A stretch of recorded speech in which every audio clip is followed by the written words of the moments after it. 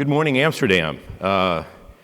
It's great to see everybody here. I know in the early planning stages a few years ago, there's some question about what the attendance would be from Europe and around the world in Amsterdam. And as Jürgen mentioned last night, this is the largest European ULI ever, still growing and getting better. And I want to thank the great city of Amsterdam and Lisette and Jürgen and the European Executive Council and the entire staff. It's great to see everybody here, so thank you.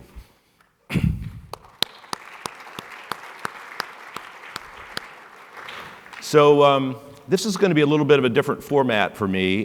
This is going to be a debate between two very distinguished industry professionals we're excited to have with us.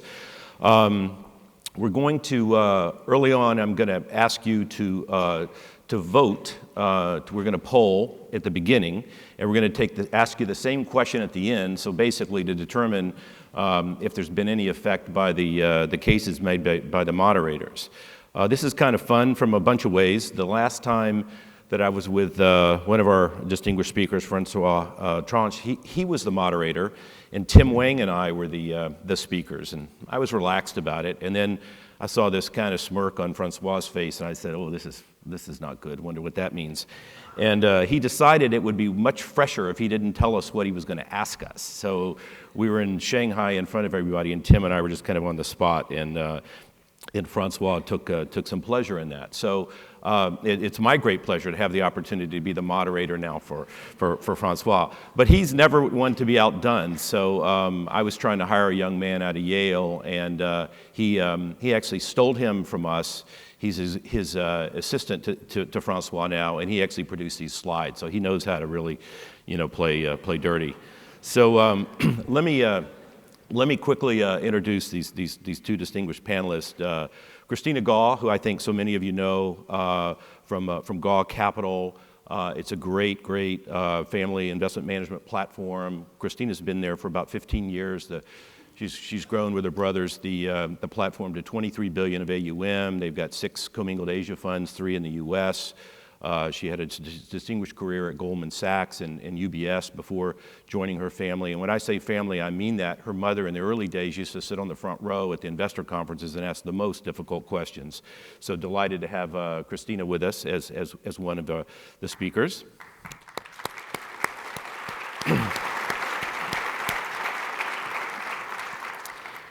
And then my friend, Francois. Francois is the global CEO of Alliance Real Estate. They've got, I think now over $50 billion of real estate AUM, a very distinguished international career. I think of myself as having a bit of an international platform, and it's in the shadow of Francois a bit.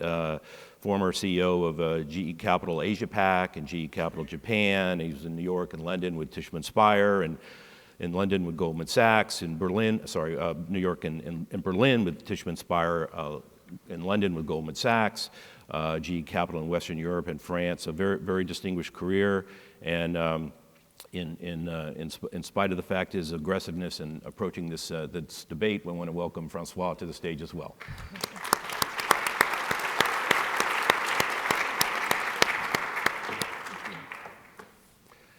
Okay, so 2 quick housekeeping matters. We're going to put a poll up, and then Christina will address you first. She'll have about 5 minutes, and then Francois will do the same. There's a little bit of a lag between the vote, and so I mentioned that both in terms of the polling, and then also you'll have an opportunity to ask questions and start those before. If everybody waits to the last 5 minutes of the debate, there'll be a 3 or 4 minute lag. I'll get all the questions and barely have time to address them. So as you think of things, it's interesting to me that this has been an age-old debate. I've been studying closed-end funds, and that was my doctoral thesis. And that started predominantly in the U.S. The opportunistic closed-end funds in the mid '80s, and when the developers were coming out and talking about a different model rather than the groups that were formed by financial institutions, the argument was that as an operator they had some advantage relative just financial investors. So we're going to find out what's changed on that front. So let's see if the question is up. Yes. Do you believe that only operators will be the future winners of real estate. In other words, do you need operational expertise to profit from this? So if you'll begin to hit the poll, and with no further ado, we'll turn it over to Tina. Thanks. Thank you. Thank you, Tom. Thank you, everybody. First of all, I'd like to thank the ULI Europe Forum to organize this event. It has been a really good evening last night to meet a lot of good friends. And debate. Okay, I've never been trained as a debater, but I have to thank Francois and Tom giving me the opportunity this morning. Now, Francois, you're actually an investor of my company, so I have to be very nice to you this morning.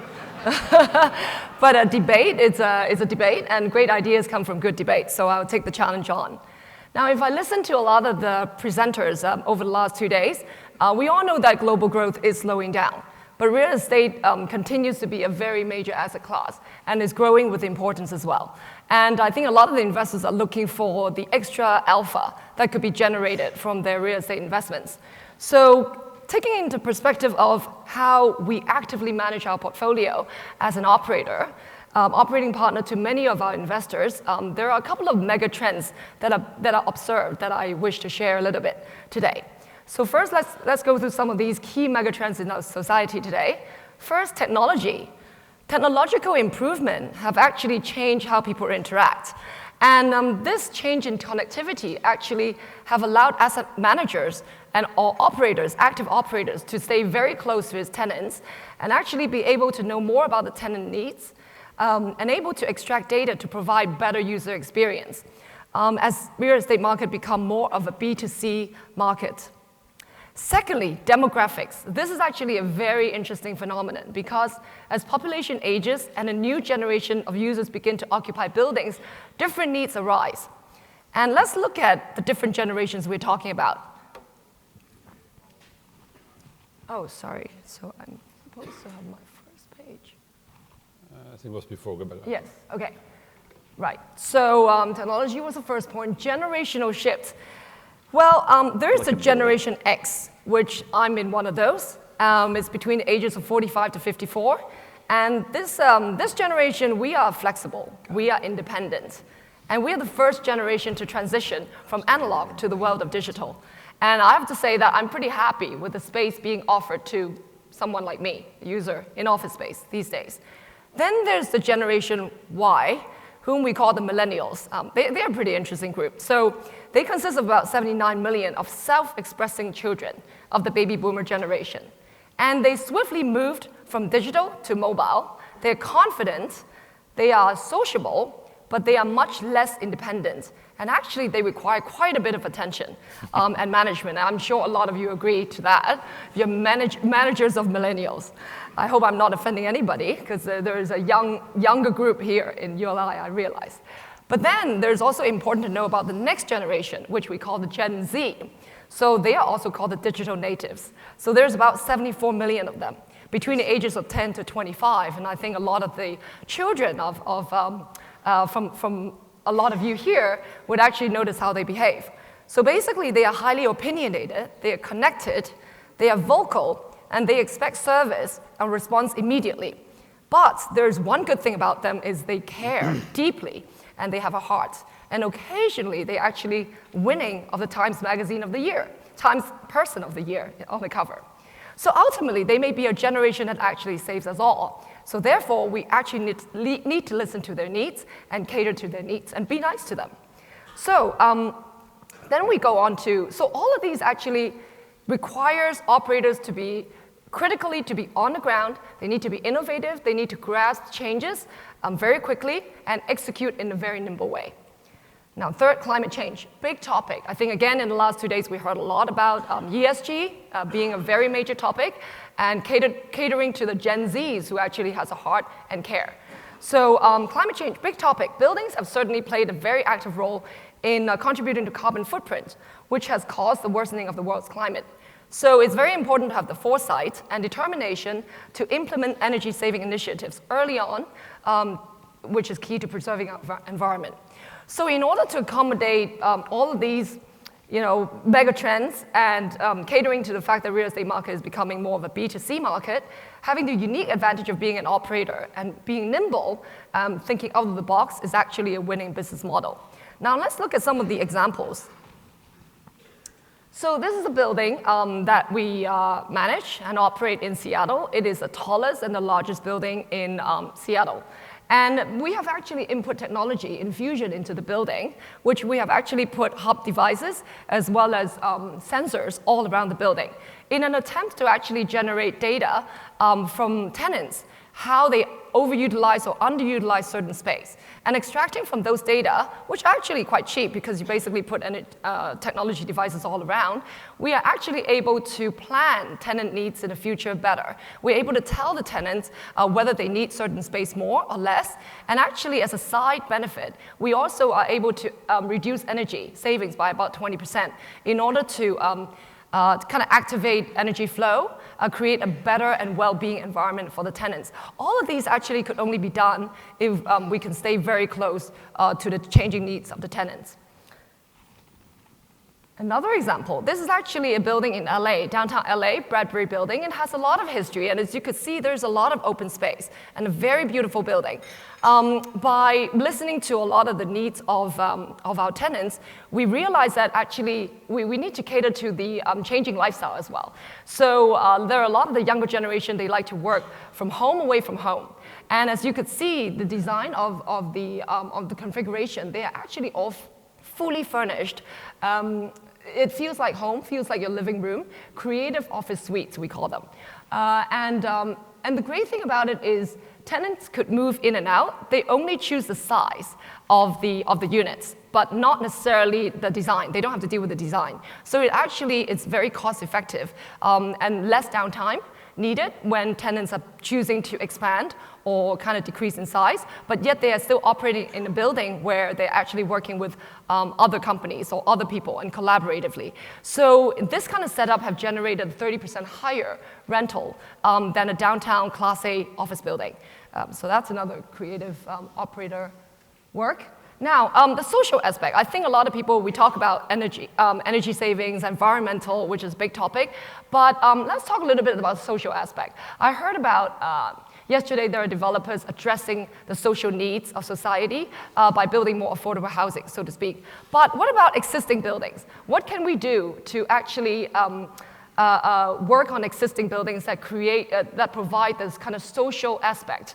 Now, looking at these are basically photos coming from 29 necessity public estate malls in Hong Kong. All over Hong Kong New Territories, the public estate is basically necessity malls. And if you look at some of the amenities, the before and after, so there is basically a dilapidated basketball court on one of the rooftop of these estate malls. And we turn them into vibrant, multi-used sports court to actually create more space for the public estate youth to use. And more so is that once we have actually created this value add, so to speak, we actually have allowed a lot of the sporting brands like Lululemon, Puma to come and do events. And the great thing about it is also that we were able to organize with NGO, organize a lot of the sports league, so that there is a lot of match play going on in this sports court. And there is also created Instagram moments for visitors to actually visit and actually take photos. Again, these are all catering to the lifestyle changes of the newer generation. But in the meantime, also doing a lot of social good, because when the sporting brands are actually creating events in this sporting arena, the caveat is that we make them purchase all of their F&B and catering needs from the estate mall. Because this estate mall, basically 80% of the tenants are actually F&B related. So it's actually generating money to the bottom line. Another few things that is worth talking about is actually more community work, that we are retraining the estate housewives to actually be retrained and actually rehired with the tenants' businesses, and ultimately generating more economic activities around the mall. And then I think lastly is actually food recycling. We're also looking at sustainability, where these malls actually have wet markets. So they sell daily produce. And so we're basically utilizing unsold vegetables and fruits to actually recycle back to the needed families. I think last but not least, I know I'm running out of time, but this one I need to talk about, is actually Pirate Studio. So by being a very nimble operator on the ground, we actually also discover a lot of creative companies where they actually use underutilized space, and they also they lease dilapidated warehouses as well. So this is basically Pirate Studio, a music technology companies that automate on a 24 hours basis and disrupting the traditional music studio rentals. This is perfect for the millennials and Gen Zs. And so in conclusion, actually, I would probably kind of leave some time for later challenges. But in conclusion, I'm in favor of the motion. By playing a more active role in operational aspect of real estate, we could actually uncover value that passive real estate owners probably would not have been able to. So all the examples I highlighted would have actually shown that. So over to you, Francois.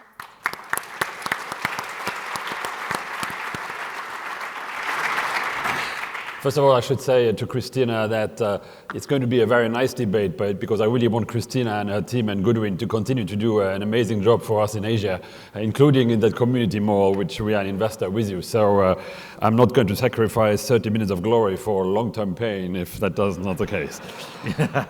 Having said that, we are in an Oxford-style debate, and I do have to take a view and to make the debate. And of course, representing one of the oldest insurance companies in the world, Allianz, I of course took the view of being an owner. It has served us well over 100 years. The total return on our portfolio is in excess of 10%. That's 200 basis points more than the MSCI index.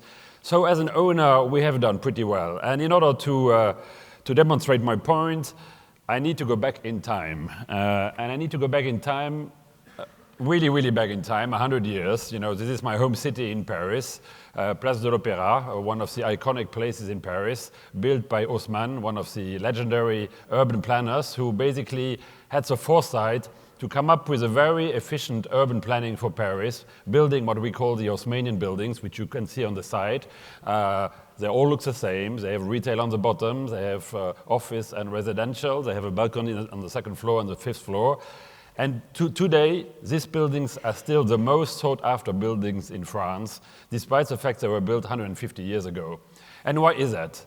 And then I come back maybe to a concept which is old, and for the younger generation X and whatever they are called, about how to choose good real estate. There are only 3 criteria, so you have to think about it when you buy real estate. First criteria is location, the second criteria is location, the third criteria is location. And we happen to own that building on the right-hand side for many, many decades, and it remains to date, one of the best locations to have a building in Paris with a good visibility.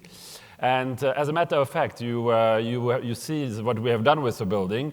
A few years ago, this sort of big box flagship stores became in fashion, and we had Lancel on the ground floor.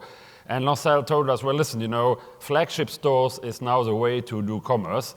We need a flagship store.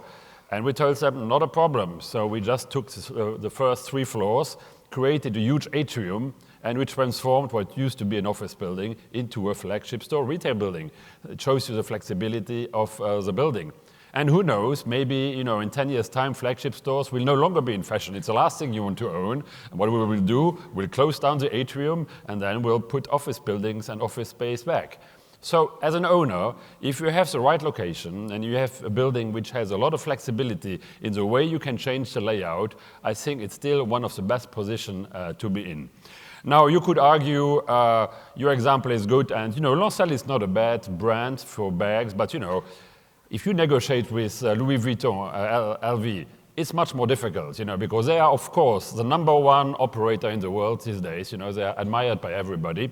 And I said, well, that's a good point. You're right. I think owning LVMH stock would have been a good investment decision. But then I said, well, is that really true? So are you better off owning high street retail in Paris, or are you better off owning LVMH stock, meaning the stock of the operator? Typically, owner versus operator. Let's have a look. In blue, the LVMH stock, and in orange, the Paris high street valuation. And you are still in a better position to own the real estate, to be the owner, versus own the operator, LVMH. It's getting close, but we're still above, okay? And Christina, by the way, in your region, it's still the case as well. We looked at Hong Kong premium prime retail versus basically Tiffany, Kering, Richmond, and Hugo Boss, and the big gray line still trumps all the next. So I think numbers speak for themselves. We're all into the investment business. You are still better off being an owner than an operator from that point of view.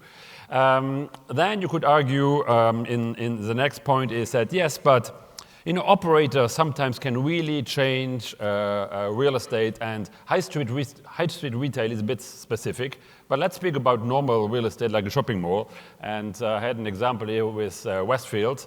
I think Westfield, as you know, is one of the prime operators currently. I think they do a fantastic job to really transform shopping centers into fantastic experiences. Besides being a shopping experience, that's the one in London. So yes, operators can truly transform real estate and make it really such a good real estate. But is it? Is it really the case? Because here's another example of a Westfield mall. It's in Chicago, granted, okay?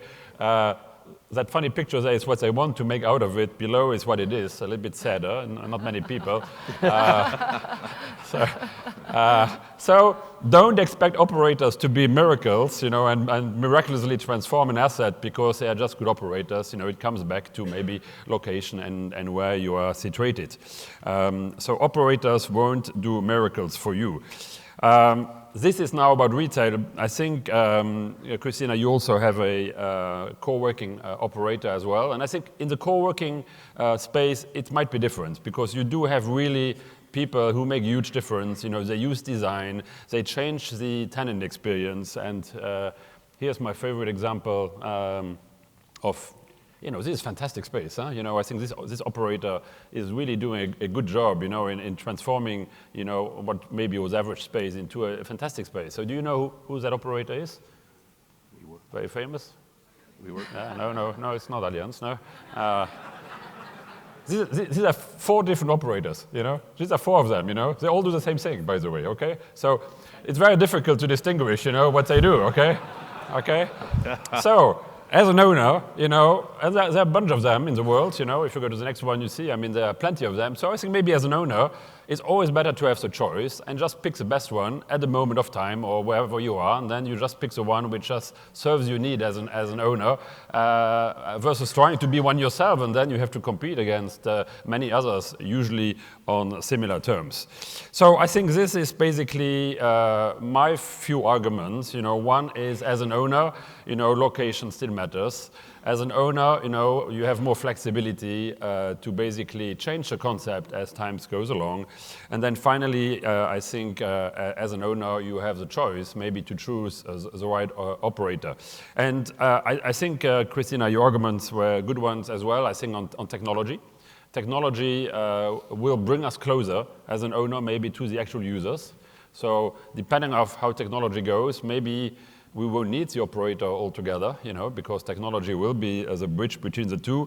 And then I'm really worried about this new generation. They're very fickle, they change their mind all the time, and their taste, So if you align too closely to an operator, you might regret it because by the time the operator has done a good job for you, the generation has moved on to something else, and you are stuck with a concept, okay? So that's in a few words, but in the meantime, I surely hope that Go and that team and Christina will continue to do an excellent job and a good cooperation for us in Asia. So thank you. Thank you. Very good.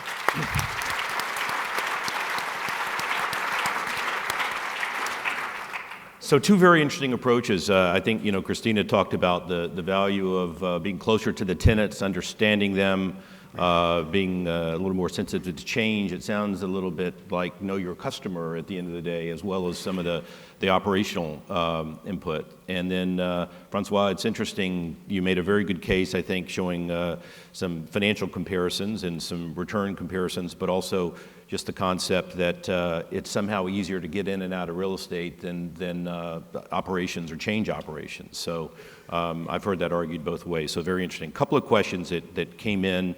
I may start with you, if I may. I'll ask you both of these, Francois, and then the first question is there a role of development or even major redevelopment, or are you simply just making asset selection? And then secondly, once you purchase something, what sort of length of hold? How do you know how long to hold it versus when to fold? We're an insurance company, so we will hold it as long as we can. I think owning real estate for the long run is still, I think, the reason you go into real estate. At the end of the day, you go into real estate because over the very long run, you will be fine. And I think the economist before was mentioning it, over the short term, you have some volatility, but over the long run, if you don't have leverage on your asset or not too much leverage on your asset, I think you can be fine, assuming you do have the right location. And yes, on our existing portfolio, we don't mind doing a fairly important redevelopment when we need to, like the example of Lancel Place de l'Opéra, of course, requires a fair amount of work, of which the payback, can take a few years. Okay, great. And is there a role for development, major redevelopment in your activities, Christina? And then how do you think about the hold of a particular asset?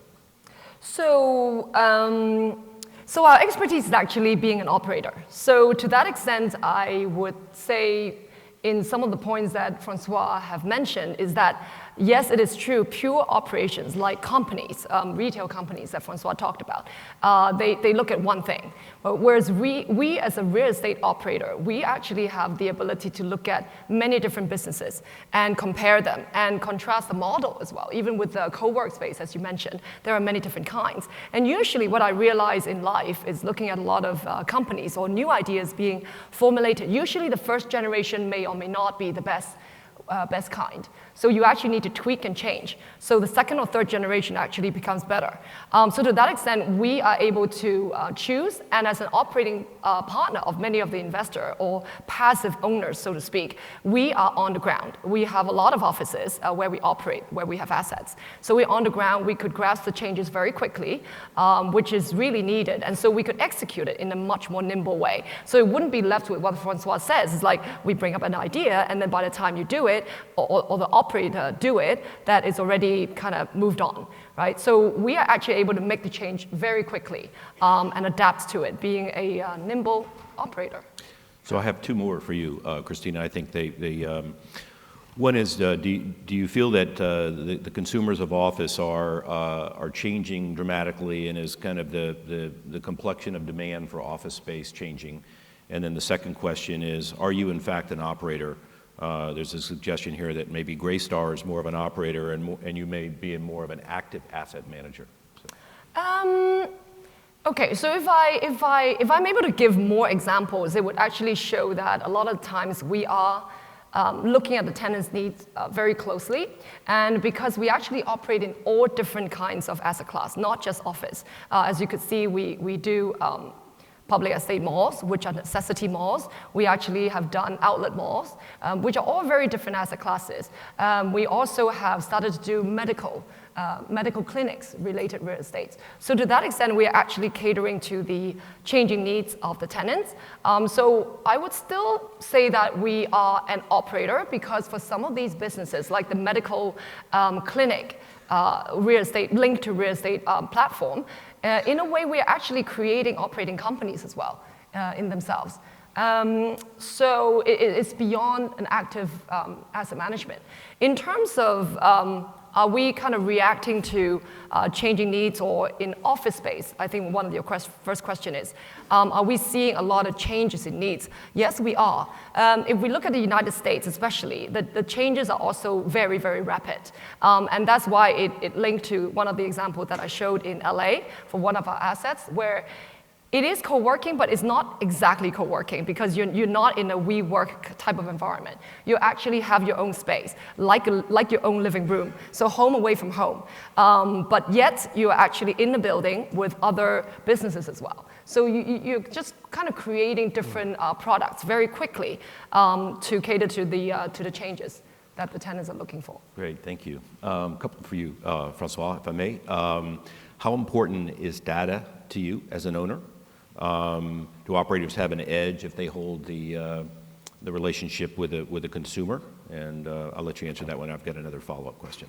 I think there's two types of data. As a big owner, we have actually 70 billion of assets under management at Allianz, not 50. I just wanted to correct the number. Wow. I think slightly ahead of your number. That's why I was mentioning, although you're very secretive about your numbers. So first thing is data which we produce, data produced for financial reasons and so on. So yes, we do spend a lot of time on making sure that we collect all the data related to our buildings, and we're asking all our managers who manage building for us and those which we manage directly to basically give us all the data which we collect to build a big database. That's key. And it's not easy because there is nobody in the industry which has really mastered the way to basically collect and organize, produce data. Some use Excel, some use Argo, some use this, but honestly, there is nobody who has really come up with a really good solution to have all the data on your building at the fingertip. So if there's a good entrepreneur in this room, who really wants to be a millionaire or billionaire, I think here's something to go down to. The second type of data is data you collect on your buildings through sensors. And we're working with Edge technology. We have a very interesting venture with them. And one of the big points we discussed with them, because Edge has developed a very innovative way to collect data and manage data in the building. And so the big point of the discussion was ownership of data, and so I think we basically insisted that the data collected, it's of course their data, to manage with the tenants, but we want to be able to also have a copy and collect all the data so that we keep them in case we had to step in. Okay, so ownership of data is key. Whenever you go into relationships with an operator and so on, insisting on being the ultimate owner of the data. And first of all, we want to do it because we want to comply with European laws. The European laws are very strict about how you can organize the data, so it also gives us some security that owning the data in our own data lake, is a way to basically be safe for the future, and eventually we're able to basically monetize that data in one way or another. And how important is selecting the right operator as an investor? That's your chance to get back on side with. That's key, So, I think this community shopping malls Christina was mentioning before, when I did the site visit, I was scratching my head, I was saying, okay, fine, maybe, okay, but they basically understood how to not transform it into something it's not supposed to be, like some sort of luxury mall. It's a community mall, and then two, how to, I think, bring in the community, bring these amenities, and I think doing all the unrest, these malls did very well because yes. That's where they were congregating, maybe buying the masks there or whatever, they needed to buy there. So I think probably the only retail that is actually showing a positive year-on-year growth, because people don't want to go out, so they just stay within the community. So I think it's key, but will this always work? I don't know. So we want to have the flexibility at some point of time, maybe to change the operator. I think in our case, you're also an investment manager, so it's you are co-investor, of course, in it. You put the deal together, so that's a bit different. But in case where we have just an operator, I think it gives us the flexibility to basically make the necessary changes when we have to. Very good. I've got a few questions we didn't get to, but I think we're out of time. So are we able to put up both the original poll and the same poll again? Would like you to see if anybody has swayed you between operator and owner perspective. Can we vote as well? No? No. Okay. I hope it's not like the caucus in Iowa, where they don't really know the result. So you get the result tomorrow, by the way, if you're lucky. Yeah, okay. Or a couple days. So let's see. It looks like that there was significant advancement, if I'm reading this right, on the investor side, from a minority of 28 to a majority of 71, I think. So. Turkeys don't vote for Christmas, huh? Or whatever, for Thanksgiving. Huh?